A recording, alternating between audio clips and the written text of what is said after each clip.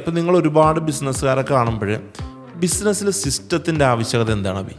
System എന്ന് പറഞ്ഞു കഴിഞ്ഞാൽ പല കമ്പനികളും പീപ്പിൾ ഡ്രിവൺ ആണ്, അല്ലെങ്കിൽ നമ്മൾ പീപ്പിൾ ഡിപ്പെൻഡൻ്റ് ആണ്.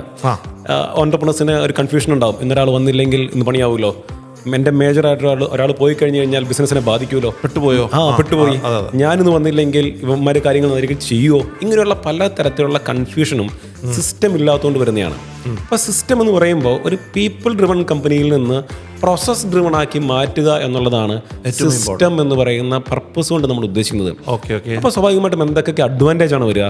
ഒന്ന്, ഒബ്വിയസ്ലി ഓർഗനൈസേഷൻ റൺ ചെയ്യുന്ന പ്രൊമോട്ടർക്ക് ഒരു പീസ് ഓഫ് മൈൻഡ് വരും.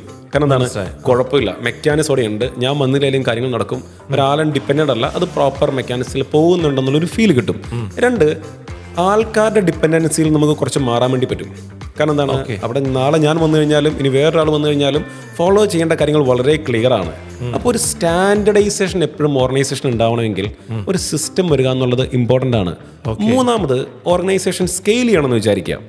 സ്കെയിൽ ചെയ്യണമെങ്കിൽ ഒരു ഒരു ഒരു ഒരു സ്കെയിൽ ചെയ്യാൻ പറ്റുന്ന ഒരു മോഡൽ ഉണ്ടാവണ്ടേ, അല്ലേ? നമുക്ക് വെറുതെ സ്കെയിൽ ചെയ്യാൻ വേണ്ടി പറ്റൂല, അല്ലേ? അപ്പോൾ സ്കെയിൽ ചെയ്യുന്തോറും സിസ്റ്റത്തിനെയാണ് നമുക്ക് ഡിപ്പെൻഡ് ചെയ്യാൻ വേണ്ടി പറ്റുക. അപ്പോൾ ഈ മൂന്ന് കാര്യങ്ങൾക്കും ഒരു സിസ്റ്റം ഉണ്ടാവേണ്ട ആവശ്യകത വളരെ കൂടുതലാണ്. അപ്പോൾ ഇപ്പം നമ്മുടെ ഓർഗനൈസേഷനിൽ ടീമിനും സിസ്റ്റത്തിനും വലിയൊരു ഇമ്പോർട്ടൻസ് ഉണ്ട്.